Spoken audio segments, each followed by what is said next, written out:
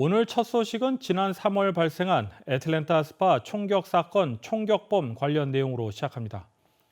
체로키 카운티 검찰청이 총경용이자 로버트 아론 롱에 대해 형량 협상을 진행 중이라는 전언이 나왔습니다. 사건 발생 당시 범행 동기에 대해서도 아시아계 증오 범죄 대신 성중독 가능성을 거론하며 논란이 된 바 있습니다. 이번 사건 공판을 앞두고 어떤 판결이 나올지 한인 사회는 물론 전 세계의 관심이 모아지고 있습니다. 보도에 김상은 기자입니다. 지난 3월 16일 전 세계 아시아인을 경악하게 했던 스파 총격 사건. 이날 희생된 사람만 무려 8명입니다.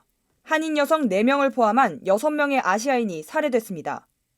해당 사건을 맡은 파니 윌리스 풀턴 카운티 검사는 용의 남성 로버트 에런 롱이 낮은 처벌을 받기 위해 체로키 카운티 검사와 형량 협상을 맺었다고 전했습니다.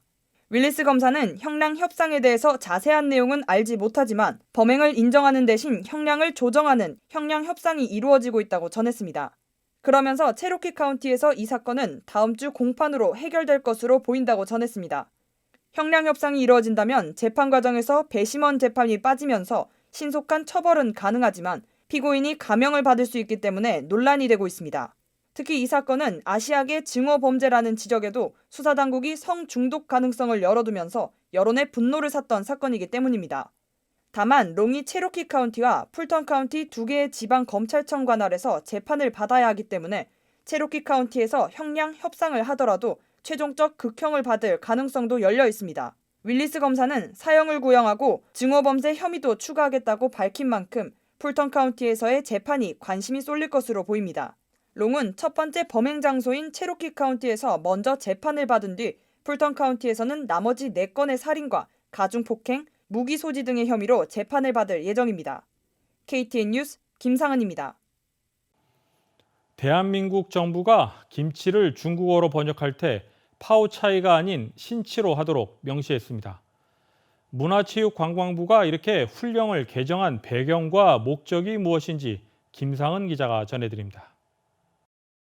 최근 동영상 스트리밍 서비스나 정규 교과서에서 우리 전통 음식 김치를 중국 음식 파오차이로 번역해 논란이 일고 있습니다. 파오차이는 발효하지 않은 채소를 간장을 이용해 절인 음식으로 김치와 다릅니다. 이를 두고 한국문화체육관광부는 김치의 중국어 표기 용례를 신기, 중국어 발음으로는 신치로 바꿨습니다. 이는 중국어로 기나 김을 발음하는 소리가 없기 때문입니다. 새 개정안은 한국 시간 7월 22일부터 공공영어 외국어 번역 및 표기 지침에 따라 시행됩니다. 한편 지난해 7월 15일 제정된 기존 훈령에서는 김치를 파오차이로 표기하도록 명시했습니다. 이는 중국인의 한국 김치에 대한 이해를 돕기 위해 관용적으로 중국인이 잘 알고 있는 파오차이로 표시한 겁니다.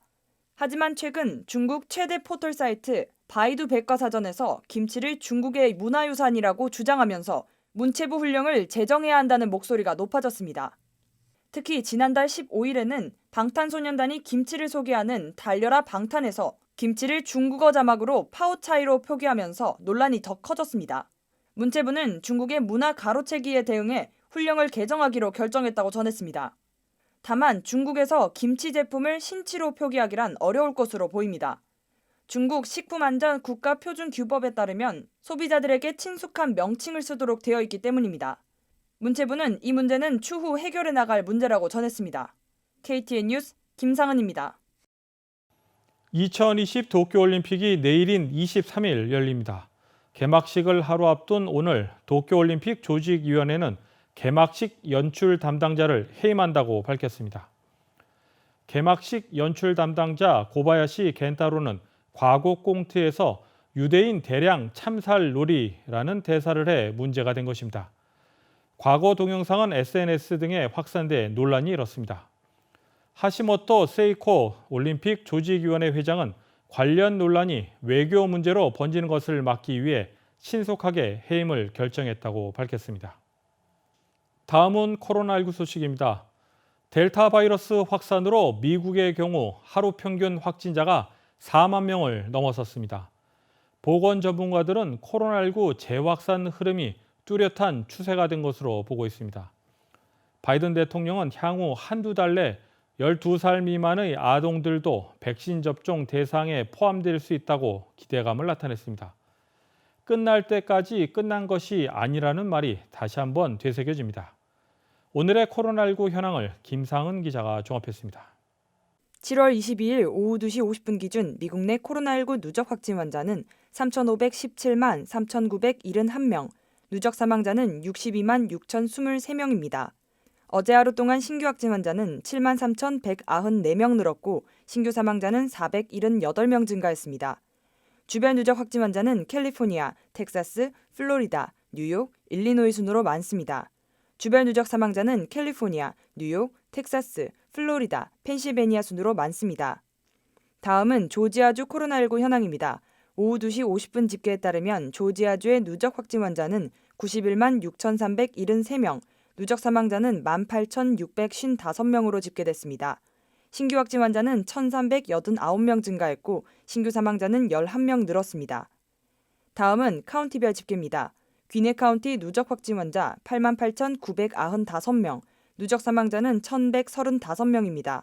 수요일 대비 신규 확진 환자는 62명 늘었고 신규 사망자는 없습니다.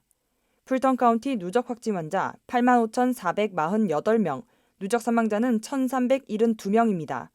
신규 확진 환자는 122명 늘었고 신규 사망자는 없습니다. 이상 오늘의 코로나19 현황이었습니다.